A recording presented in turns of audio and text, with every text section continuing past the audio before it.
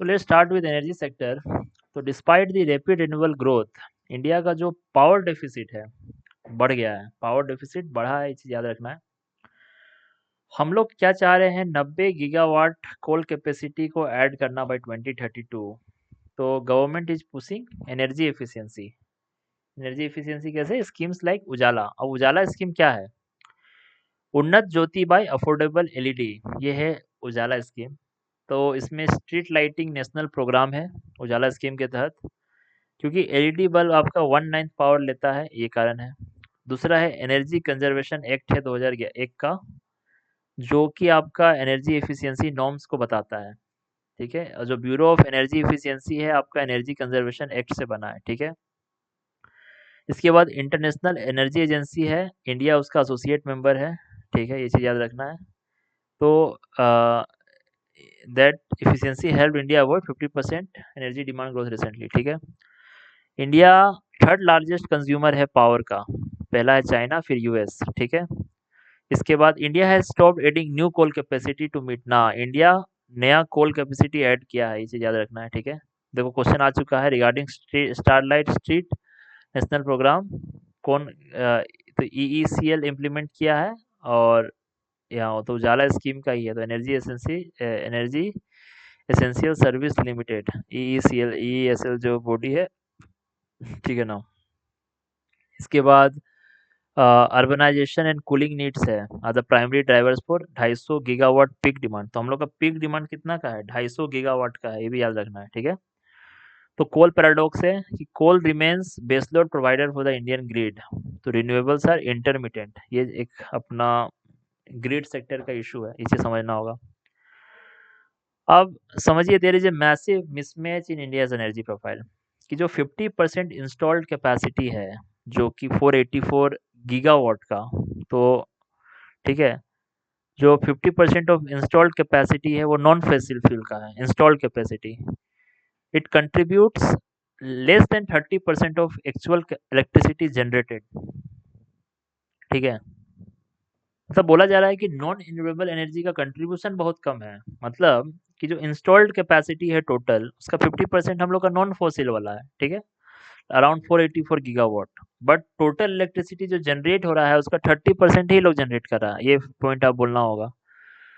तो capacity utilisation factor है कि कितना मैक्सिमम एनर्जी आउटपुट निकालता है। तो सबसे ज़्यादा न्यूक्लियर का होता है, फिर कोल का होता है, फिर विंड का होता है, सबसे कम सोलर का होता है। ठीक है, तो renewable now provide more than half of the India's electric consumption. नहीं, तो इंस्टॉल्ड कैपेसिटी का आधा है, बट 30% ही हो रहा है एक्चुअल जनरेशन का। ठीक है, तो सबसे ज़्यादा यूटिलाइजेशन आपका न्यूक्लियर का है। ठीक है, तो आप लो कैपेसिटी यूटिलाइजेशन फैक्टर जो है ऑफ सोलर, आप आर्ग्यू कर सकते हैं कि we need the necessity of hybrid project solar wind storage, ताकि राउंड द क्लॉक पावर रहे। ठीक है, इसके बाद it took 70 years to reach first terawatt of renewables. The second was achieved in just 2 years, indicating a S curve growth in India's energy transition. तो S curve growth है यहाँ पे, कि मतलब पहला 70 साल लगा हम लोग को 1 टेरावाट आने में, उसके बाद सेकेंड टेरावाट जस्ट 2 साल में हो गया। ठीक है, ये एक एडवांस पॉइंट है, आप बोल सकते हैं। और इसके बाद एनर्जी ट्रांजिशन इंडेक्स जो है, ये किसका इंडेक्स है? Energy transition index world economic forum का, कि जो ग्रिड इमिशन फैक्टर है, कि ग्रिड इमिशन फैक्टर क्या नापता है? आपका कार्बन इंटेंसिटी कितना है। ठीक है, तो एनर्जी ट्रांजिशन इंडेक्स किसका है? वर्ल्ड इकोनॉमिक फोरम का है। ये आपका ट्रांजिशन रेडीनेस कितना है, सिस्टम परफॉर्मेंस कितना है, ग्रिड का ये नापता है। अब ग्रिड इमिशन फैक्टर क्या है? कि कितना CO2 इमिट हो रहा है पर यूनिट ऑफ इलेक्ट्रिसिटी। ठीक है, टन CO2 पर मेट्रिक वॉट आवर, मतलब पर यूनिट ऑफ इलेक्ट्रिसिटी आप कितना टन CO2 रिलीज कर रहे हैं, that is the grid emission factor. ठीक है, तो सेंट्रल इलेक्ट्रिसिटी अथॉरिटी है, ये आपका नेशनल इलेक्ट्रिसिटी प्लान के तहत स्टेट्यूटरी बॉडी है। ठीक है, अब पूछ सकता है कि इंडिया टॉप 10 कंट्री में है एनर्जी ट्रांजिशन इंडेक्स में? ना, टॉप 10 में नहीं है। India grid emission factor has consistently decline, तो बोला नहीं, इंडिया का रिसेंटली ग्रिड बढ़ा है, कंसिस्टेंटली में तो नहीं है। ठीक है, तो ईटीआई रैंकिंग को आप बोल सकते हैं कि हम लोग को बेटर ग्रिड इंफ्रास्ट्रक्चर चाहिए। ठीक है, मार्केट ट्रांसपेरेंसी चाहिए। ठीक है, अब इसके बाद है कि जो जो अपना जीईएफ है, जीईएफ बोलिए ग्रिड इमिशन फैक्टर में जो राइज हो रहा है, ये बता रहा है कि अपना जो नेट ज़ीरो है कमिटमेंट उसके लिए दिक्कत हो जाएगा, ठीक है? इसके बाद कोल पोर्टल्स, तो मिनिस्ट्री ऑफ जो कोल है, ये 2 पोर्टल लॉन्च की है, एक कोयला शक्ति और क्लैम पोर्टल, ठीक है? तो कोयला शक्ति का क्या काम है?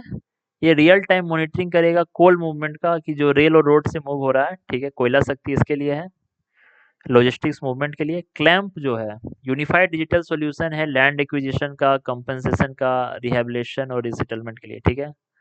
तो क्लैम्प पोर्टल रूरल डेवलपमेंट का है नहीं, कोल डेवलपमेंट, ये coal ministry of coals and mines के अंदर है, ठीक है? India has the world largest coal reserves नहीं, 5th लार्जेस्ट रिजर्व्स है, 2nd लार्जेस्ट कंज्यूमर है हम लोग कोल का, ठीक है? इसके बाद प्रिडिक्टिव लॉजिस्टिक्स, कोयला शक्ति क्या चीज़ के लिए करता है? डिमांड फोरकास्टिंग के लिए, preventing coal shortages at power plants during summer peaks, ठीक है? आर एंड आर ट्रांसपेरेंसी क्या है? आर एंड आर ट्रांसपेरेंसी है रिहेबिलिटेशन एंड रिसेटलमेंट। जो क्लेम पोर्टल है वो सोशल कॉस्ट ऑफ माइनिंग को देखा जाता है कि जो कंपेंसेशन को स्ट्रीमलाइन करे, जो कि माइनिंग प्रोजेक्ट का एक बोटलनेक है, ठीक है? इसके बाद India third largest energy consumer है, ठीक है? थर्ड लार्जेस्ट एनर्जी कंज्यूमर है। तो 85% जो है अपना क्रूड ऑयल पर डिपेंडेंट है और 50% नेचुरल गैस पे, ठीक है? तो सोर्स ऑफ जो हम लोग ऑयल का जो सोर्स है उस पे आपको ध्यान दीजिए कि जो वेस्ट एशिया है, मिडिल ईस्ट जो है, वो 45% ऑफ आवर इम्पोर्ट है, जबकि रसिया से हम लोग 35.8% ऑयल अब इम्पोर्ट कर रहे हैं। तो आप अपना डायनेमिक्स देखिए कि जो रसिया से हम लोग ऑयल इम्पोर्ट कर रहे हैं अराउंड 35.8%, ठीक है? ट्रेडिशनली क्या होता था कि इंडिया वेस्ट एशिया पे सऊदी, इराक, ईरान, कुवैत और यूएई, ठीक है, ये 5 देश से ऑयल मंगाता था, ठीक है? अब अपना ऑयल बास्केट वाइड हो गया कि हम नाइजीरिया से, अंगोला से, अफ्रीका से ऑयल मंगाते हैं अगर पूछ ले तो हम मंगाते हैं नाइजीरिया से, अंगोला से, रसिया से। क्या बोल रहा है? हर एक $1 decline in global oil price, ये आपका इंडिया का करंट अकाउंट डेफिसिट को $1.6 बिलियन से बढ़ाता है। इसे समझ रहे हैं? $1 घटने का मतलब यहाँ पे $1.6 बिलियन का करंट अकाउंट डेफिसिट इंप्रूव होता है। तो कॉज इफेक्ट लॉजिक है, अच्छा बात है। आप बात कर सकते हैं कि इंडिया का डिपेंडेंसी घटा है, it's around like less than 45% हम लोग डिपेंडेंट है for the West Asia country, ठीक है? तो हम लोग 4th लार्जेस्ट रिफाइनर है और 4th लार्जेस्ट एलएनजी का इंपोर्टर है। तो इंडिया क्या है? इंडिया क्या सबसे ज़्यादा एलएनजी इंपोर्टर है? तो अगर हम लोग बात करें तो 85% क्रूड ऑयल और आपका 50% नेचुरल गैस तो इंपोर्ट करते हैं, ठीक है? और एलएनजी का हम लोग 4th लार्जेस्ट इंपोर्टर है, 4th लार्जेस्ट रिफाइनर भी है, ठीक है? तो when the global oil prices fall, the benefit is always immediately to Indian consumer नहीं, तो गेन गवर्नमेंट करता है to enhance capital expenditure and improve fiscal balance, ठीक है? इसके बाद है OLAP और हेल्प पोर्टल। अब इसमें क्या है? अब इंपोर्ट घटाना है तो India has double its exploration acreage to 16%, ठीक है? तो हम लोग लाए हैं ऑयल फील्ड्स अमेंडमेंट एक्ट आया 2024 का, ये हाइब्रिड लिस्ट आता है। तो आप दो पॉलिसी समझ लिए, एक है OALP पॉलिसी। OALP पॉलिसी क्या होता है कि it allows companies to look at data, data आपके पास होगा, आप देखिएगा और आप उसके हिसाब से आप चूज कीजिएगा कि हम कौन सा ब्लॉक को एक्सप्लोर करना चाहते हैं, रेदर देन कि गवर्नमेंट उस ब्लॉक के लिए कोई बिड अनाउंस करे, ठीक है? It is part of help. तो OALP जो है ओपन एक्रिएज लाइसेंसिंग पॉलिसी, ये आपका hydrocarbon exploration and licensing policy का हिस्सा है, ठीक है? इसके बाद there are some no go areas. No go area से कि कुछ कुछ ऑफशोर एरिया जो होगा रिस्ट्रिक्टेड होगा, ठीक है? वो अब 99% से रिड्यूस हो गया, अब अधिकतर सब OALP और हेल्प कैटेगरी के अंदर आ गया है, ठीक है? अब DSF क्या है? सिंप्लीफाइड कॉन्ट्रैक्ट्स है टू स्मॉल प्लेयर्स को, ताकि आप अ, जो मार्जिनल रिजर्व्स को अनलॉक कीजिए जो कि बिग प्लेयर्स इग्नोर कर देते थे, ठीक है? DSF के लिए, ठीक है? अब बताया जाए कि natural gas price in India peg directly to Henry Hub prices नहीं, जो न्यू मैकेनिज्म है प्राइसिंग का, that peg raise to 10% of India's crude basket with premium for new wells। India crude basket से पेग है, ठीक है? ये चीज याद रखना है। नेचुरल गैस का प्राइस इंडिया में किससे पेग्ड है? New mechanism peg rates to 10% of the Indian crude basket. India का जो क्रूड बास्केट है उससे पेग्ड है, ठीक है। गति शक्ति क्या बोलना है, गति शक्ति सिर्फ रोड के लिए नहीं है। 1 lakh oil gas asset pipeline और गति शक्ति के डिजिटल प्लेटफॉर्म में है। ये चीजें समझिए। बायोफ्यूल का बारे में समझना है, ठीक है। तो biofuels are the internal defence. तो ठीक है, जैसे हम लोग इथेनॉल ब्लेंडिंग को हिट किए हैं, दैट इज अराउंड 20%, ठीक है। 2013 में 1.5% था। तो एक STAT स्कीम है। STAT स्कीम क्या है, sustainable alternative towards alternative transports, ठीक है। स्कीम है जो प्रोड्यूस कर रहा है क्या, compressed biogas from agriculture residue, cattle dung, municipal solid waste, ठीक है। तो कंप्रेस्ड बायोगैस प्रोड्यूस कर रहा है। और कोल गैसिफिकेशन कि कोल को सिन गैस में कन्वर्ट कर रहा है while capturing carbon. It allows India to use its massive coal reserves more cleanly, ठीक है। ये चीजें कोल गैसिफिकेशन का प्रोसेस क्या है कि आप अपना कोल रिजर्व्स को मोर क्लीनली यूज करेंगे। कोल को सिन गैस में कन्वर्ट किए तो क्या कार्बन भी कैप्चर हुआ, ठीक है। India's gas pipeline network currently covers the entire country, नहीं। 25,000 किलोमीटर है अभी इंडिया का गैस पाइपलाइन। 33,000 किलोमीटर करने का टारगेट है, ठीक है। Natural gas for transport and domestic use is now in the no cut category, mean even during the shortage supplies won't be stopped, no cut category में है, ठीक है।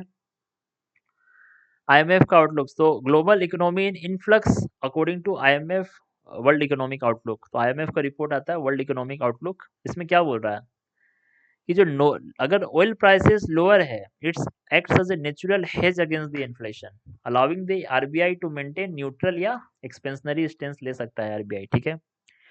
There is energy security and there is energy transition, ठीक है। there is one thing called energy security and there is energy transition that we are pushing for renewables, hydrocarbons still power 90% of the transport, ठीक है। तो हम लोग को strategic autonomy चाहिए। Buying from Russia despite sanction is the energy justice, ठीक है।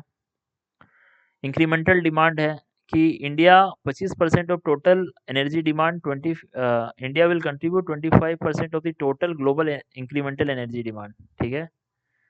तो बायर पावर है इंडिया को मिल रहा है, ये चीज याद रखना है। Let's talk about ethanol blending. तो let's talk about ethanol blending. तो इथेनॉल क्या है, ethyl alcohol is being used as oxygenate in petrol to improve combustion and reduce emissions, ठीक है। while it saves billions in oil import, the debate क्या है, resurface to concern over food security and vehicle compatibility, ठीक है। अब हम लोग को क्या समझना है, there is a fermentation of sugar. आप शुगर को कन्वर्ट किए इथेनॉल में प्लस CO2 में, ठीक है। Fermentation of sugar into ethanol plus CO2, ठीक है। इथेनॉल का लोअर कैलोरीफिक वैल्यू है, इसे याद रखना है, ठीक है। बट हायर ऑक्टेन नंबर है पेट्रोल से। लोअर कैलोरीफिक वैल्यू है, इसका मतलब क्या, पर लीटर पेट्रोल पे लेस एनर्जी दिया जाएगा, ठीक है। ये है आपका पेट्रोल से।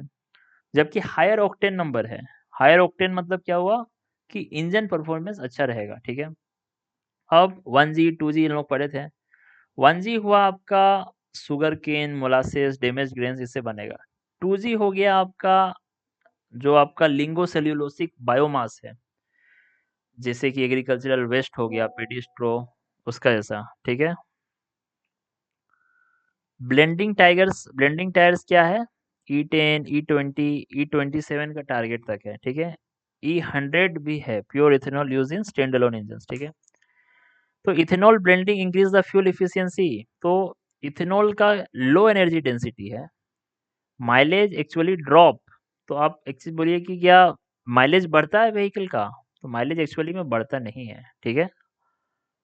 ये चीज याद रखना है, घटता है। Ethanol is hydrophobic and repel water, तो हाइग्रोस्कोपिक है इथेनॉल, वाटर एब्जॉर्ब करता है, इसलिए it cause corrosion and clogged fuel lines in the tank अगर वो सील नहीं रहा तो, ठीक है।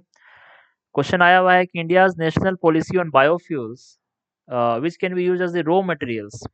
तो कासावा, डैमेज्ड व्हीट ग्रेन्स तो होता है, horse gram, rotten potato, sugar beet, ठीक है?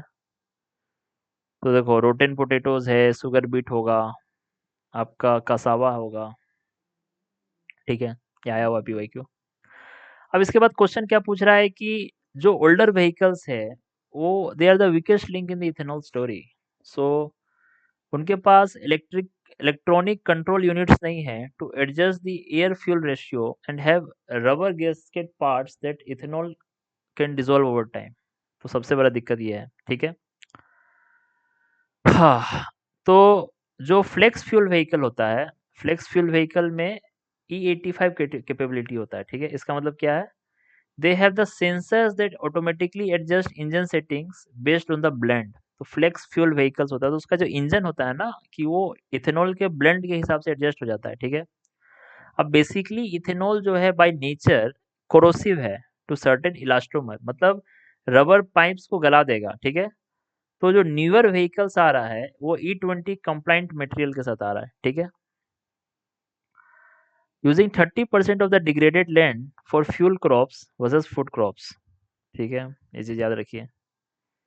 वाटर फुटप्रिंट, तो sugar cane is water intensive, तो आप उसमें उगा के आप उसको फ्यूल की तरह यूज कर रहे हैं तो एक्वीफर पे स्ट्रेस आएगा, ठीक है?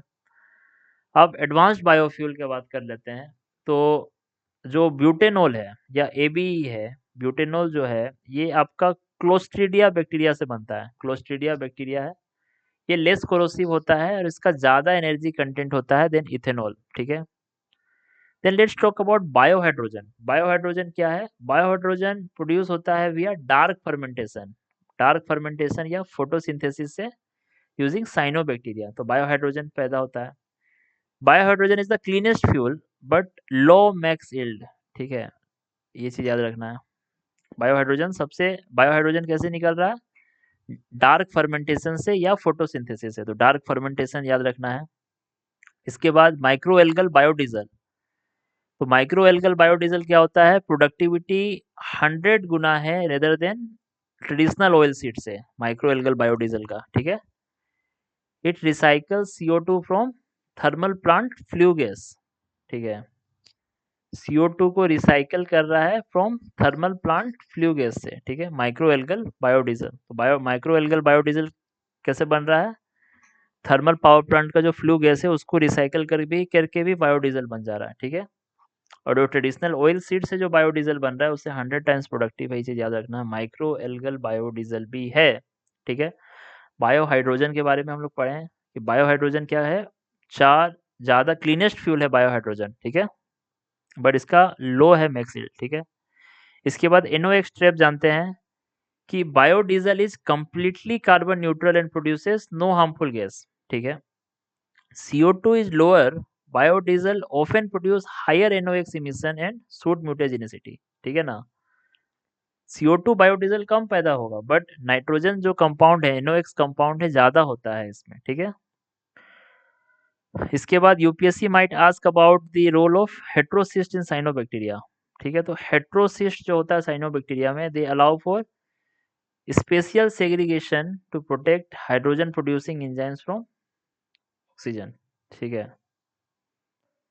तो साइनोबैक्टीरिया में एक सिस्ट होता है, हाइड्रोसिस्ट होता है, जो कि हाइड्रोजन प्रोड्यूसिंग एंजाइम्स को अलग रखता है ऑक्सीजन से, ठीक है? फर्मेंटेशन जब होता है, ठीक है? इसके बाद है ethanol blending is an import substitution strategy, ठीक है? तो इंडिया का एम है कि $10 बिलियन हम फॉरेक्स में बचाएंगे इथेनॉल ब्लेंडिंग से, ठीक है? तो the gain is often offset by the $10 fertiliser bill, ठीक है? तो ऑफसेट हो गया ना, तो इसलिए इस चीज को ध्यान देने वाला बात है कि बायोफ्यूल्स जो है कार्बन न्यूट्रल है तब तक only if the CO2 released during combustion equals to the CO2 absorbed during the growth। ये चीज समझिए। तो उसको कार्बन न्यूट्रल क्यों है? क्योंकि जो CO2 रिलीज होगा बायोफ्यूल से वो CO2 एब्जॉर्ब हो गया उसके उगने के समय। तो this ignores the carbon footprint of fertilisers and processing, कि जो आप फर्टिलाइजर्स का प्रोसेसिंग को तो भूल जा रहे हैं। ये जो माइक्रो एल्गी है to capture the flue gas and turns into fuel is the perfect example of closed loop system. अच्छा है कहानी, ठीक है? तो पीएम इनॉग्रेट किया है world's first bamboo based ethanol plant. कहाँ पे हुआ है? असम में हुआ है, ठीक है। गवर्नमेंट प्रायोरिटाइजिंग कर रहा है कोऑपरेटिव्स को over private entities for ethanol procurement with the NCDC national cooperative development corporation providing the funding. Bamboo historically a tree, bamboo अभी ग्रास की कैटेगरी में आ गया है द इंडियन फॉरेस्ट एक्ट, तो आप अपने उसका कल्टीवेशन कर सकते हैं, उसका ट्रांजिट कर सकते हैं without forest, without felling permits on non forest land, ठीक है।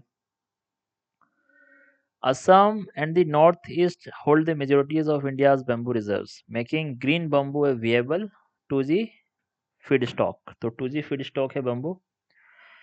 स्टेटेड बॉडी है under the ministry of corporation, national cooperative development corporation, headed by ministry of corporation, home ministry के अंदर है। तो गोलाघाट प्लांट है इंडिया फर्स्ट इथेनॉल प्लांट है इतना, ये इंडिया का पहला बम्बू बेस्ड इथेनॉल प्लांट है, ठीक है। Cutting bamboo for this plant require ना परमिशन नहीं लेना होगा, ठीक है। दूसरा है आपका आइसोब्यूटेनॉल और डीजल। इथेनॉल आप पेट्रोल में डालिएगा, आप डीजल में इथेनॉल नहीं डाल सकते हैं। ड्यू टू, क्यों नहीं डाल सकते हैं? Due to its low flash point, ठीक है, हाईली फ्लेमेबल एंड वोलेटाइल, ठीक है। तो ARAI जो है, they are now exploring isobutanol, जो कि डीजल के साथ ब्लेंड हो जाएगा, ठीक है। फ्लैश पॉइंट क्या होता है? The lowest temperature at which liquid gives off enough vapour to ignite, ठीक है। तो आइसोब्यूटेनॉल का हायर फ्लैश पॉइंट होता है, that makes it less volatile than ethanol. तो आइसोब्यूटेनॉल का फ्लैश पॉइंट ज़्यादा है, मतलब कि lowest temperature at which liquid gives off enough vapour to ignite, flash point ज़्यादा है, मतलब क्या? आइसोब्यूटेनॉल का ज़्यादा है फ्लैश पॉइंट, मतलब ये अगर 10 डिग्री में हो जाता है, ज़्यादा टेम्परेचर सह सकता है। फिर हम लोग जानते हैं सीटेन नंबर, पेट्रोल जैसे ऑक्टेन नंबर यूज़ करता है, डीजल सीटेन नंबर यूज़ करता है। तो कितना उसका बर्निंग क्वालिटी होगा, ठीक है, significantly lower cetane number than diesel, which can cause diesel knock, ठीक है, ये चीज़ दिक्कत है। मिसिबिलिटी क्या होता है? मिसिबिलिटी है कि ability of two liquid to mix, तो आइसोब्यूटेनॉल का लिमिटेड मिसिबिलिटी है with diesel, requiring the addition of biodiesel to improve the blend, ठीक है। तो आइसोब्यूटेनॉल एग्जिस्टिंग डीजल इंजन में लगा सकते हैं? नहीं। तो माइनर आपको रेट्रोफिटिंग करना होगा और plants is needed and lower C10 can cause engine damage if not manage, ठीक है। मेनी कंट्रीज यूज कर रहा है आइसोब्यूटेनॉल डीजल ब्लेंड को। India if successful, India first country होगा इसको अचीव करने का। तो आइसोब्यूटेनॉल डीजल वाला भी सारा देश नहीं कर पाया है, ठीक है। अब हम लोग बात कर रहे हैं ब्लू ग्रीन अमोनिया का। तो India is pioneering hybrid ammonia design. तो हाइब्रिड अमोनिया डिजाइन क्या है? Blue plus green. तो इन minerals new hydrogen plasma method. तो आप इसको समझिए, सुकिंडा उड़ीसा में। तो पहला है आपका एमोनिया में, इसमें ब्लू क्यों बोल रहा है? ब्लू है कि use natural gases but capture the CO2, पहला चीज। दूसरा है ग्रीन, ग्रीन है इसलिए क्योंकि ये रिन्यूएबल एनर्जी यूज कर रहा है for the electrolysis of water, दूसरा। फिर लोग बोल रहा है हाइब्रिड अमोनिया क्यों है? Because it combines both to reduce the levelised cost by 7%। तो जो अमोनिया फॉर्मेशन होता है, हम लोग नेचुरल गैस यूज करेंगे, बट जो इलेक्ट्रोलाइसिस करवाएंगे वो रिन्यूएबल एनर्जी से करवाएंगे, ठीक है। निकल एक्सट्रैक्शन, तो uses hydrogen plasma instead of carbon as a reducing agent, ठीक है। तो इंस्टेड ऑफ CO2 ये वाटर निकालेगा। तो निकल जब एक्सट्रैक्शन होगा तो उसमें हाइड्रोजन प्लाज्मा मेथड करेंगे, ठीक है। इन मिनरल्स, तो निकल एक्सट्रैक्शन में कौन सा मेथड यूज हुआ है? Hydrogen plasma method. तो हाइड्रोजन प्लाज्मा क्या है? हाई एनर्जी हाइड्रोजन आयंस को यूज करेंगे एज ए रिड्यूसिंग एजेंट, यह याद रखना है इन निकल एक्सट्रैक्शन में, ठीक है। जो लेटराइट ओर्स है उड़ीसा में, ये चल रहा है हाइड्रोजन प्लाज्मा मेथड वाला विदाउट इमिटिंग CO2, ठीक है। India is largely dependent on high grade imported nickel, ठीक है, while we imported high grade gold. तो हम लोग के पास भी मैसिव लेटराइट डिपॉजिट है इन सुकिंडा रीजन, ठीक है, ये चीज याद रखना है। इसके बाद hydrogen plasma extraction is more expensive than traditional methods, it is 18% more energy efficient है आपका, ठीक है। AC temperature and energy efficiency का बात हो रहा है, ठीक है। तो मिनिस्ट्री ऑफ पावर बोला है कि एसी का टेम्परेचर को 20 से 28 डिग्री पे रिस्ट्रिक्ट कर देंगे। अभी डिफ़ॉल्ट सेटिंग 24 डिग्री होता है, ठीक है। तो ये लोग बोलना चाह रहा है कि 1 डिग्री सेल्सियस का इंक्रीज़ अगर हम लोग करते हैं ना, तो 6% इलेक्ट्रिसिटी सेव होता है। तो हम लोग पहले ही पढ़ लिए, मिनिस्ट्री ऑफ पावर है, उसके अंदर ब्यूरो ऑफ एनर्जी एफिशिएंसी है, जो ये सब गाइडलाइन इश्यू करता है। तो अगर टेम्परेचर 18 डिग्री सेल्सियस से कम है, तो एक चीज़ आपको ये भी समझना होगा कि वेसो कंस्ट्रिक्शन होगा, मतलब कि आपका ब्लड वेसल नैरो होगा, ठीक है? आपका ब्लड प्रेशर बढ़ सकता है, ठीक है? तो कूलिंग डिमांड जो है विल हिट 200 गीगावाट बाय 2030, ठीक है? कूलिंग डिमांड बढ़ेगा 2030 में। तो restricting AC range is a non physical way to ensure grid stability. Restricting AC range को रिस्ट्रिक्ट करना is a non physical way. तो बिहेवियरल इकोनॉमिक्स क्या है कि 24 डिग्री में मैंडेट कर देना is a green nudge where users are encourage to stay at efficient temperatures without feeling restricted, ठीक है। इसके बाद हम लोग पढ़ रहे हैं कॉपर के बारे में। तो इंडिया में कॉपर कैथोड का इंपोर्ट घट गया है, क्यों? Due to quality control order, ठीक है। डिस्पाइट इंडिया रिमेन्स, अभी इंडिया को बात करें कि इंडिया नेट इंपोर्टर हो गया है कॉपर का। शटडाउन ऑफ तूतीकोरिन प्लांट, ठीक है। तूतीकोरिन प्लांट शटडाउन हुआ है। Domestic production is dominated by Hindalco, ठीक है, जो 70% कॉपर इंडिया का प्रेजेंट करता है, हिंडाल्को, ठीक है। सबसे पहले copper is essential for green transition, क्योंकि कॉपर कहाँ कहाँ यूज हो रहा है? इलेक्ट्रिक व्हीकल में, एसी में, विंड टर्बाइंस में यूज हो रहा है। क्वालिटी कंट्रोल ऑर्डर क्या है? एक बीआईएस सर्टिफिकेशन है for both domestic and foreign suppliers, ठीक है। क्वालिटी को प्रोटेक्ट करता है, ये नॉन टैरिफ बैरियर है, ठीक है। तो while total import fails, import from the UAE rose by 17%, highlighting a shift in supply chains away from traditional market, ठीक है। कि टोटल इंपोर्ट कम हुआ है, ठीक है, कॉपर कैथोड का इंपोर्ट घटा है, बट यूएई से बढ़ा है, ठीक है। तो नेट हम लोग इंपोर्टर हैं कॉपर का, ठीक है। और India is now A net importer. 2018 तक सेल्फ सफिशिएंट थे, अब नेट इंपोर्टर है कॉपर का। तो क्वालिटी कंट्रोल ऑर्डर दोनों पे अप्लाई करता है कि कैसे एनवायरमेंटल लिटिगेशन और प्लांट शटडाउन एक सेल्फ सफिशिएंट नेशन को वल्नरेबल बना देता है फॉर द क्रिटिकल मिनरल्स, ठीक है। क्वालिटी कंट्रोल ऑर्डर टूल है आत्मनिर्भर भारत का कि ensuring that a cheap import आपका डोमेस्टिक क्वालिटी सिस्टम को ये नहीं करता है, ठीक है। एनर्जी स्टेक, तो ये एक डिजिटल पब्लिक इंफ्रास्ट्रक्चर है आपका एनर्जी स्टेक, ठीक है। यूपीआई जो पेमेंट के लिए किया, एनर्जी स्टेक आपका प्रोड्यूसर्स, ग्रिड ऑपरेटर्स और कंज्यूमर्स के लिए करना चाह रहा है। ये क्या है? Peer to peer trading. जो आपका इंडियाज एनर्जी स्टेक है, ये आपका प्रोज्यूमर्स बनाना चाह रहा है कि जो प्रोड्यूस भी कर रहे हैं और एनर्जी कंज्यूम भी कर रहे हैं। जैसे कि मान लो हम सरप्लस मेरा रूफटॉप में है, तो हम अपना नेबर्स को दे सकते हैं, ठीक है। Then we talk about interoperability. It allows for unique identification of energy assets, facilitating energy fintech, ठीक है। इसके बाद है कॉन्स्टिट्यूशनल स्टेटस है, remembering that electricity concurrent list में है, तो सेंटर और स्टेट दोनों ही बना सकता है इंडियाज एनर्जी स्टेक का रोल आउट, ठीक है। तो इंडिया एनर्जी स्टेक की जो स्टेटूटरी बॉडी ना, ये डिजिटल पब्लिक इंफ्रास्ट्रक्चर फ्रेमवर्क है। तो electricity consumption in India is evenly distributed across the state, नहीं, जो 10 स्टेट है वो आपका 70% टोटल कंजम्पशन करता है इलेक्ट्रिसिटी का। ये चीज़ जानने वाला बात है, ठीक है। तो आईईएस जो है इंडिया एनर्जी स्टेक, तो हम लोग बोल सकते हैं बॉटम अप एनर्जी मॉडल बना सकते हैं, जहाँ पे जो प्रोज्यूमर्स होगा वो अपना एसेट्स को लोकली मैनेज करेंगे, रिड्यूसिंग द लोड ऑन जो सेंट्रल डिस्कॉम्स है, उस पर लोड कम होगा, ठीक है। जो ग्रिड का डिसेंट्रलाइजेशन होगा, ठीक है। Digital identity with energy usage आपको कार्बन ऑफसेटिंग में अलाउ करेगा एट द इंडिविजुअल लेवल। तो एक नेट जीरो जो हम लोग का गोल है, वो एक मास मूवमेंट बन सकता है। तो एनर्जी फिनटेक है ये, ठीक है। ये चीज़, ये पॉइंट अच्छा पॉइंट है, डिजिटल आइडेंटिटी वाला, ठीक है। इसके बाद हम लोग पढ़ते हैं 2030 तक हम लोग का टारगेट है 300 गीगावाट का सोलर एनर्जी, ठीक है। तो इंडिया मूव कर रहा है from roof top solar to building integrated photovoltaics, तो BIPV जिसको बोलते हैं, बिल्डिंग इंटीग्रेटेड फोटोवोल्टिक्स, उस पे जा मूव कर रहा है, ठीक है। तो BIPV क्या है? They are the solar elements जो कि डायरेक्टली बिल्ट है और ये आपका फैसेट्स में, रूफ्स में, विंडोज में अटैच्ड है, ठीक है।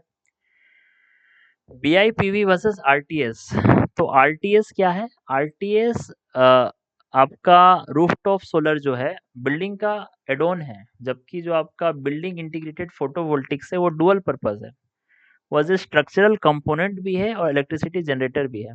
अब कोई पूछेगा कि पेरोव्स्काइट्स क्या है?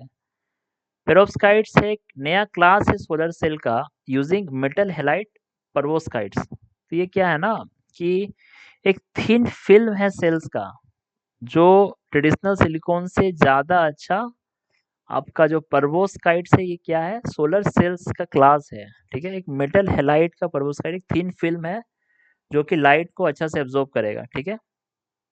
कॉस्ट फैक्टर क्या है? इंडियन मेड सोलर मॉड्यूल्स क्या है? Are 1.5 to 2 times more expensive. Solar modules India वाला महंगा है अभी, ये चीज आप बोल सकते हैं, ठीक है। अब पर्बोस्काइट्स क्या है?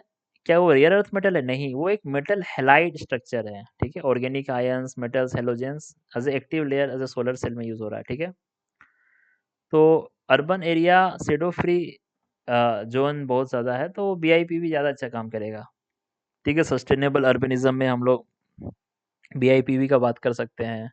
आप ये बात कर सकते हैं क्योंकि रॉ मटेरियल का डिपेंडेंसी है हम लोग का चाइना पे, तो अ, जो अपस्ट्रीम PLI स्कीम्स है, फैक्ट टू आर्ग्यू, तो हम लोग को अपस्ट्रीम PLI स्कीम्स का ज़रूरत है ताकि हम पॉलीसिलिकॉन वेफर्स बना सकें, सिर्फ जो डाउनस्ट्रीम मॉड्यूल असेंबली का काम ना करें, जो सोलर मॉड्यूल ना बनाए, जबकि अपस्ट्रीम क्योंकि जो रॉ मटेरियल का जो कॉस्ट है, जो आपका वेफर्स आ रहा है, जो आपका पॉलीसिलिकॉन आ रहा है, वो महंगा आ रहा है चाइना से, ठीक है। अब इसके बाद बात करते हैं आपका ग्रीन हाइड्रोजन का। तो सिलिकॉन स्टैंडर्ड है, जबकि गैलियम आर्सेनाइड थिन फिल्म जो बताया है कि 47% इफिशियंसी दिख रहा है, ठीक है। क्या है? Gallium arsenide thin film. तो hydrogen conversion to solve storage issue, green hydrogen is being converted into green ammonia या ग्रीन इथेनॉल, ठीक है। हाइड्रोजन कन्वर्जन करेंगे, ठीक है। तो ग्रीन हाइड्रोजन को ग्रीन अमोनिया में कन्वर्ट कर दे रहा है, ठीक है। तो सिलिकॉन फोटोवोल्टेइक सेल जो है वर्कहॉर्स ऑफ द इंडस्ट्री है, ठीक है। They are now being linked to green hydrogen production via electrolysis, ठीक है। तो ग्रीन हाइड्रोजन का प्रोडक्शन विया इलेक्ट्रोलाइसिस। तो however hydrogen low density and leakage, तो हाइड्रोजन का लो डेंसिटी है और लीक करता है हाइड्रोजन, हाइड्रोजन को स्टोर नहीं कर सकते, तो क्या करेंगे? हम लोग को उसको अमोनिया में चेंज कर देंगे या मिथेनॉल में चेंज कर देंगे, ठीक है। पहला चीज, सिलिकॉन जो फोटोवोल्टेइक सेल है वो आपका स्टैंडर्ड है, बट हम लोग गैलियम आर्सेनाइड थिन फिल्म को यूज कर सकते हैं, ये भी है। Renewable fuels of non biological energy origin is a term used for green hydrogen. Green hydrogen क्या है? Renewable fuels of non biological origin, ठीक है। एंड इट्स डेरिवेटिव है इन ग्लोबल ट्रेड। तो ग्रीन हाइड्रोजन में क्या है? Renewable fuels of non biological origin, ठीक है। तो green hydrogen has higher energy density than traditional petrol ना, लो डेंसिटी है, तो इसमें मैसिव कंप्रेशन या कन्वर्जन चाहिए, ठीक है। लो एनर्जी डेंसिटी है, ठीक है। Artificial photosynthesis is a biological process ना, it is a technology that क्या करेगा? जो वाटर को, सनलाइट को और CO2 को यूज करके फ्यूल्स बनाएगा, आर्टिफिशियल फोटोसिंथेसिस, ठीक है। अब RDSS स्कीम्स के बारे में समझते हैं। RDSS स्कीम क्या है? डिस्कॉम को फिक्स करने के लिए है। ये हम लोग बोल रहे हैं कि स्मार्ट मीटर करेंगे, ट्रांसमिशन लॉस को रिड्यूस करेंगे। राजस्थान में रूफ टॉप सोलर इंस्टॉलेशंस को एक्सपीडिएट करने के लिए यूज हो रहा है, तो रूरल इलेक्ट्रिफिकेशन कॉरपोरेशन है। तो जो RDSS स्कीम है आपका is strictly link to achieving performance target in loss reduction, ठीक है। याद नहीं रहेगा, स्मार्ट मीटरिंग फिजिकल टूल है।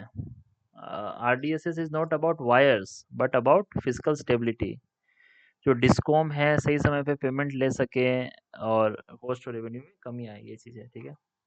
हाँ, अब हम लोग पढ़ रहे हैं पीएम सूर्य घर योजना। तो पीएम सूर्य घर मुफ्त बिजली योजना है, इसका क्या एम है? 1 करोड़ रूफटॉप सोलर इंस्टॉलेशन कराना और 13.1% हो गया है। सिग्निफिकेंट बोटलनेक है कि जो डीसीआर कंप्लायंट मॉड्यूल्स, ठीक है। डीसीआर क्या है? डोमेस्टिक कंटेंट रिक्वायरमेंट्स, कि आपको गवर्नमेंट सब्सिडी लेने के लिए जो सोलर सेल्स और मॉड्यूल्स है वो मैन्युफैक्चर्ड इन इंडिया होना चाहिए, ठीक है। अब डीसीआर जो कंप्लायंट मॉड्यूल्स है ये they are costly by 12 rupees per watt compare to Chinese imported variants, ठीक है। अब as of 2025 4.9 gigawatt of installation हो चुका है for nearly 44.5% of India's total residential rooftop capacity, ठीक है। 13.1%, ठीक है। The government provides 100% subsidy for the government provides capital upfront support and subsidy, but the rest is often financed via loans, ठीक है। Any solar panel installed in PM सूर्य घर योजना is eligible for subsidy, नहीं, सिर्फ DCR compliant ही है। इसके बाद हम लोग बात करते हैं पंचामृत।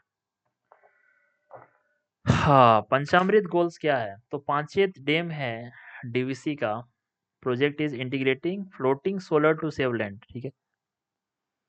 पांचेत डैम में renewables are clean, but they are land intensive. So nearly 48% of renewable energy project conflicts occur on common lands used by indigenous community, ठीक है। और पंचामृत टारगेट क्या है 2030 का? कि हम लोग को 500 gigawatt non fossil fuel energy capacity चाहिए, पहला चीज। कॉप 26 ग्लासगो में हम लोग ये बात बोले हैं, ठीक है। उसके बाद 50% एनर्जी रिक्वायरमेंट रिन्यूएबल से आना चाहिए, जो कि इंस्टॉल कैपेसिटी लगभग हम लोग कर दिए हैं, ठीक है। 500 gigawatt non fossil energy capacity, पहला चीज। 50% एनर्जी रिक्वायरमेंट रिन्यूएबल सेक्टर से। 1 बिलियन टन रिडक्शन होगा टोटल प्रोजेक्टेड कार्बन इमिशन में, तीसरा चीज। 1 बिलियन टन का रिडक्शन होना चाहिए। चौथा है 45% रिडक्शन होना चाहिए कार्बन इंटेंसिटी का, और 2070 तक नेट जीरो। तो नेट जीरो का गोल है 2070 तक 45% कार्बन इंटेंसिटी में रिडक्शन, और इंडिया का नेट जीरो 2070 है, याद रखिएगा। 500 गीगावाट का हम लोग non fossil energy capacity install करेंगे, नॉन फॉसिल एनर्जी कैपेसिटी, ठीक है। 50% एनर्जी जिसका रिन्यूएबल से आएगा, और 1 बिलियन टन रिडक्शन होगा आपका टोटल प्रोजेक्ट कार्बन कमीशन में। तो पांचेत डैम है, it was the last of the 4 multipurpose dam built under the first phase of Damodar valley corporation, ठीक है। लैंड एनर्जी नेक्सस से बचने के लिए है। Floating solar on dam reservoir as a solution of land scarcity. इसके बाद हम लोग बात करते हैं जीएसएस का। तो लार्जेस्ट कंट्रीब्यूटर है, थर्ड लार्जेस्ट कंट्रीब्यूटर है ग्लोबल सोलर कैपेसिटी का।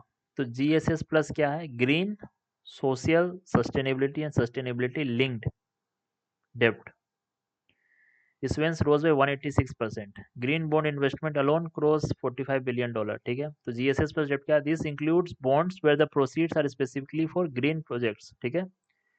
Private sector 84% total green bond insurance को फाइनेंस कर रहा है, ठीक है। India is the world largest contributor of solar energy, नहीं, थर्ड लार्जेस्ट कंट्रीब्यूटर है चाइना और यूएस के बाद, ठीक है। Green bonds are issued by करना प्राइवेट एंटिटीज इशू कर रहा है ग्रीन बॉन्ड्स, ठीक है। बैटरी एनर्जी स्टोरेज सिस्टम, तो सोलर इंटरमिटेंट है, तो बीईएसएस जरूरी है फॉर ग्रिड स्टेबिलिटी। तो 2032 तक 47 गीगावाट का हम लोग का ये है। तो बैटरी कॉस्ट है plummeted by 90% over the last 15 years. Battery cost बढ़ा है। तो प्लमेटेड क्या होता है? बैटरी कॉस्ट घटा है बाबू, बैटरी कॉस्ट 90% से घटा है, ठीक है। बीएसएस जो है आपका बैटरी एनर्जी स्टोरेज सिस्टम है, लोड मैनेजमेंट बनाने में जरूरत करता है, माइक्रो ग्रिड्स में फायदा करता है, ठीक है। बाय बीएसएस राजधानी और IndiGrid to create a regulatory playbook for battery storage, BSES Rajdhani, ठीक है।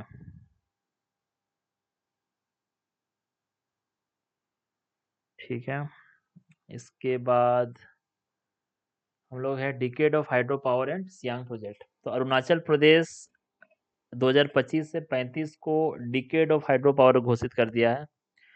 तो हम लोग सियांग अपर मल्टीपर्पज प्रोजेक्ट बना रहे हैं, ठीक है, which has been fast tracked as a strategic counter to जो यारलुंग जैंगपो पे मेगा डैम बना रहा है, उसके लिए हम लोग सियांग अपर मल्टीपर्पज प्रोजेक्ट अनाउंस किए हैं, ठीक है। 2008 में ही अनाउंस हो गया था। Arunachal will receive 12% free power from this project, 1% local area development fund मिलेगा, ठीक है। एस्क्रो अकाउंट क्या होता है? स्टेट एक एस्क्रो अकाउंट बना दिया है टू इंश्योर जो हाइड्रो पावर रेवेन्यू होगा that should be used for long term sustainable growth, ठीक है, ये चीज़ है। क्योंकि 12% फ्री पावर अरुणाचल प्रदेश को मिलेगा, ठीक है। Arunachal Pradesh hydro power is a white gold that can transform the state from special category dependent region to power surplus economic hub, ठीक है। इलेक्ट्रिसिटी के लिए नहीं है, establishing prior use and managing water flow to counter China potential water weaponisation के against बना रहे हैं हम लोग, ठीक है। इसके बाद let's talk about geothermal energy, ठीक है। अब जियोथर्मल क्या है? New national policy on geothermal energy to tap into estimated 10.6 gigawatt का पोटेंशियल, ठीक है। तो हम लोग कोलैबोरेशन किसके साथ कर रहे हैं? आइसलैंड के साथ, नॉर्वे के साथ, ताकि हम लोग जियोथर्मल एनर्जी एक्सप्लोर कर सके गल्फ ऑफ खंबात में, लद्दाख में, उत्तराखंड में, ठीक है। तो जियोथर्मल एनर्जी क्या यूज करता है? अर्थ का इंटरनल हीट को यूज करता है, ठीक है। जो स्टीम निकलता है फ्रॉम स्प्रिंग डीप रिजर्वॉयर्स, तो सोलर विंड के जैसा नहीं, इसका बेस लोड 24/7 है, ठीक है। तो लद्दाख में पूगा वैली है, छत्तीसगढ़ में टाटा पानी है, और काम्बे ग्रेबन है आपका सेडिमेंट्री बेसिन है जो कि जियोथर्मल पोटेंशियल है, ठीक है। कोई पूछ सकता है कि क्या जियोथर्मल पोटेंशियल सिर्फ हिमालयन रीजन पे? ऐसा नहीं है, गुजरात में है, जो आपका नर्मदा सोन वाला लाइनेंट में वहाँ पे है, अंडमान निकोबार आइलैंड में भी है, ठीक है। जो इंडिया इज द लीडर नहीं है, इंडिया अभी पायलट स्टेज में ही है। लीडर आपका US, Indonesia, Philippines, Indonesia Philippines are the leader in the geothermal energy, ठीक है। हाँ, इसके बाद विंड एनर्जी पे आ जाइए। जो 3.5 gigawatt of wind capacity add किए हैं हम लोग, ठीक है, आत्मनिर्भर विंड मिशन है। गवर्नमेंट क्या मेंट किया है कि लोकल सोर्सिंग करेंगे क्रिटिकल कंपोनेंट्स का, ब्लेड्स, गियर बॉक्स, विया the revise list of models and manufacturers, ठीक है। तो विंड का भी एक्सपेक्टेड है आपका 100 गीगावाट से 500 गीगावाट तक कर देने का बाय 2030। तो टॉप स्टेट कौन है इसमें विंड एनर्जी में? तमिलनाडु, कर्नाटक, आंध्र प्रदेश, ठीक है। तो wind energy potential is measured at specific Heights, ठीक है। 150 मीटर पे इंडिया का ग्रोस पोटेंशियल है आपका 1163.9 गीगावाट, ठीक है।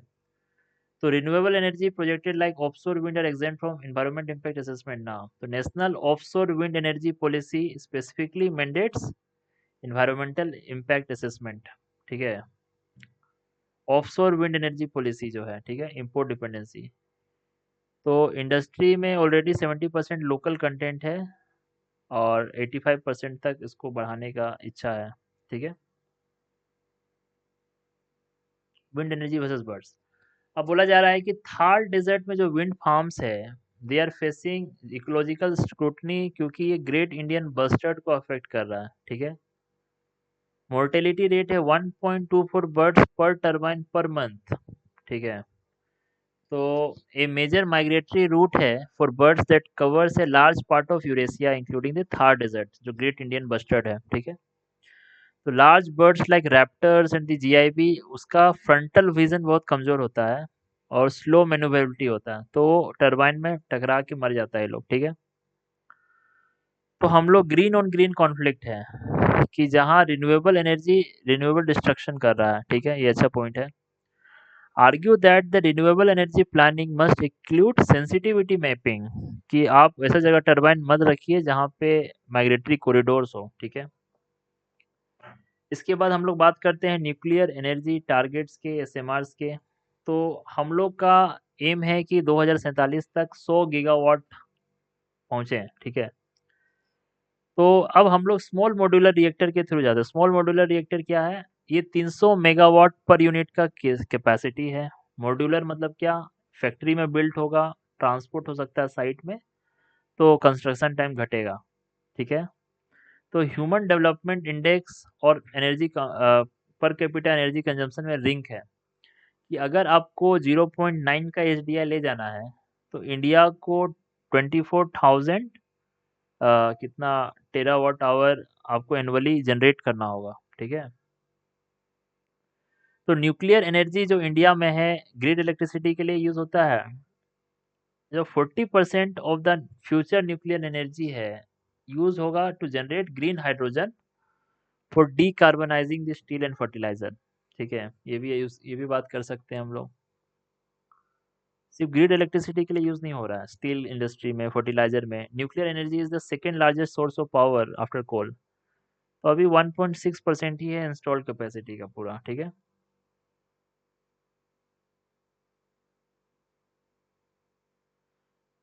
इसके बाद decarbonizing hard to abate here, use nuclear power energy, nuclear powered electrolyzer as the solution for providing the constant base load required to produce green hydrogen। तो steel industry के लिए, plastic industry के लिए जो ग्रीन हाइड्रोजन चाहिए उसको electrolyser चलाने के लिए न्यूक्लियर एनर्जी यूज कर सकते हैं। Rockefeller Foundation report to argue that the nuclear is the only carbon free source that can provide the sheer volume of energy। Rockefeller report है। ठीक है। For the first time, India's nuclear establishment has involved the private sector in a core process। तो Mumbai based जो टेमा India है is now testing and manufacturing distillation in columns used to upgrade depleted heavy water। ठीक है। जो अ, जो BARC और ये कर रहा था ना, तो हेवी वाटर क्या है? Heavy water it contains deuterium. ठीक है, एक आइसोटोप ऑफ हाइड्रोजन है विथ 1 प्रोटॉन एंड 1 न्यूट्रियन। ठीक है। जो प्रेशराइज्ड हेवी वाटर रिएक्टर है इसमें कूलेंट की तरह भी काम करता है, मॉडरेटर की तरह भी काम करता है अपना आपका डीटीओ। ठीक है। तो ओवर द टाइम डीटीओ क्या होता है? कॉन्टामिनेट हो जाता है लाइट वाटर से और उसको फिर से अपग्रेड करना पड़ता है 99.9% प्योरिटी से। ठीक है। इंडिया में 24 ऑपरेशनल रिएक्टर है, अभी 8,780 मेगावाट का ही है। 22.4 गीगावाट ले जाने का 2032 तक टारगेट है। ठीक है। तो टेमा इंडिया जो है, जो जो हेवी वाटर डिप्लीट हो जाता है ना उसको अपग्रेड करने का बात हो रहा है। ठीक है। Heavy water in Indian nuclear reactors functions only as a moderator to slow down, coolant की तरह भी यूज होता है। ठीक है। ऑन तो जो इक्विपमेंट सप्लाई ही करता है जो टेमा इंडिया है, प्राइवेट कंपनीज जो है अंडर द टेक्नोलॉजी ट्रांसफर, अभी भी एनपीसीआईएल ही ओनरशिप है। ठीक है। तो न्यूक्लियर सप्लाई चेन का इंडिजिनाइजेशन हो। ठीक है। टेक्नोलॉजी ट्रांसफ़र हो बाहर से आपका प्राइवेट फर्म्स में, ताकि जो स्टेट से बर्डन हटे। एनर्जी सिक्योरिटी विया scalability, meeting the 22.4 gigawatt target requires a factory style production of reactor components. ठीक है। ये आपको एनर्जी सिक्योरिटी के लिए स्केलेबिलिटी बढ़ाना होगा। ठीक है। इसके बाद हम लोग बात कर रहे हैं लैंड रिफॉर्म्स का, यूएल पिन का। तो सेंटर बोल रहा है कि टोटल डिजिटलाइजेशन हो लैंड रिकॉर्ड्स का। 91% ऑफ लैंड रिकॉर्ड डिजिटलाइज्ड हो गया है and the assignment of UL pins, 30% of land parcels को यूएल पिन्स मिल गया है। ठीक है। यूएल पिन क्या है? एक 14 digit alpha numeric unique ID है हर एक लैंड पार्सल के लिए। तो लॉन्गिट्यूड और लेटीट्यूड के हिसाब से लैंड है। तो कोडेस्ट्रल मैप क्या होता है? एक हाई स्केल मैप्स है जो कि लैंड पार्सल का बाउंड्रीज ये बताता है। जो 90% ऑफ मैप जो है वो डिजिटलाइज्ड हो गया है। ठीक है। 22 स्टेट जो है अपना लॉ को रिफॉर्म किया है to reduce the land wastage in industrial plots to below 30%। ठीक है। ये सब बेकार है, इसे याद नहीं रखना। इसके बाद इम्प्लीमेंटिंग लैंड रिफॉर्म्स, ठीक है ठीक है। 14 डिजिट्स है यूएल पिन का। ठीक है। आधार 12 डिजिट का होता है। और डीपीआई फॉर रूरल प्रोस्पेरिटी ज़रूरी है, जो आपका डिजिटल पब्लिक इंफ्रास्ट्रक्चर, ताकि लैंड लिटिगेशन कम हो, फार्मर्स एज ए कोलेट्रल उसको यूज़ कर सके। लैंड यूज़ एफिशिएंसी आपको देखना होगा। बिल्डिंग बायलॉज, ताकि इंडस्ट्रियल कॉम्पैक्शन के लिए ज़रूरी है, ताकि more factories to fit in same land area thereby preserving agricultural land. ठीक है, इसके बाद करते हैं हम लोग पीएम मित्रा का स्कीम, क्योंकि India second largest cotton producer है, सिक्स लार्जेस्ट टेक्सटाइल एक्सपोर्टर है। हाँ, तो सेकेंड लार्जेस्ट कॉटन प्रोड्यूसर है, सिक्स लार्जेस्ट एक्सपोर्टर है। तो इंडिया शिफ्ट कैसे कर रहा है, रीजनरेटिव फार्मिंग और मैन मेड फाइबर्स। तो रीजनरेटिव क्या होता है, जो सस्टेनेबल फार्मिंग है वो बात करता है स्टेटस को मेंटेन करने का।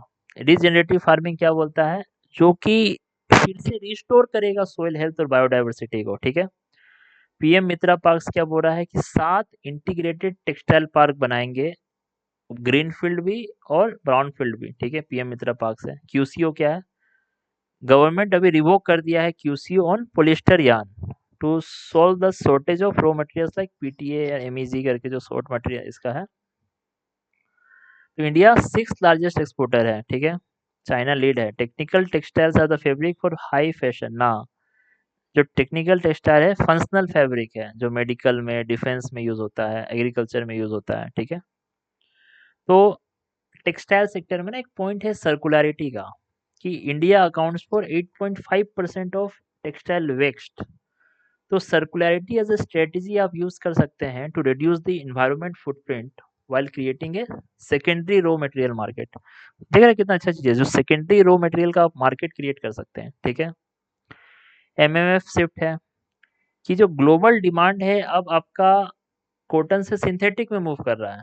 तो जो आपका पीएलआई स्कीम है टेक्सटाइल का, उसे भी फोकस होना चाहिए एमएमएफ स्कीम्स में, टेक्निकल टेक्सटाइल में, ताकि चाइना प्लस वन एक ग्लोबल मार्केट शेयर मिले। ठीक है, अब नेशनल हैंडलूम डे और कल्चरल हेरिटेज, तो 10th नेशनल हैंडलूम डे मनाया गया है। ये लोग स्वदेशी मूवमेंट को इस बार माना है, 1905 का स्वदेशी मूवमेंट। फोकस क्या है, विरासत। तो एंशियंट वीविंग टेक्नोलॉजी को एग्जीबिशन है विथ मॉडर्न ई कॉमर्स। ठीक है, तो जो स्वदेशी मूवमेंट 7 अगस्त को स्वदेशी मूवमेंट प्रोक्लेम हुआ था। ठीक है, कोलकाता का टाउन हॉल में 1905 में। तो एक ई कॉमर्स प्लेटफॉर्म अलाउ किया है, जो व्यूवर्स जो है अपना डायरेक्ट सेल कर सकता है, इंडिया हैंडमेड पोर्टल। ठीक है, तो भारतीय वस्त्र एवं शिल्प कोष एक रिपोजिटरी है, जो 2 लाख क्राफ्ट आइटम रखा है फॉर रिसर्चर्स एंड डिजाइनर्स। ठीक है, तो हैंडलूम्स जो है आपका सेकेंड लार्जेस्ट एम्प्लॉयर है रूरल इंडिया में आफ्टर एग्रीकल्चर, ये जानने वाला बात है। तो अगर उनको प्रमोट करते हैं हैंडलूम को, तो पॉवर्टी एलिविएशन का टूल होगा ये। Handlooms are inherently low carbon and eco friendly. ठीक है, positioning India as the leader in global ethical fashion movement. ठीक है,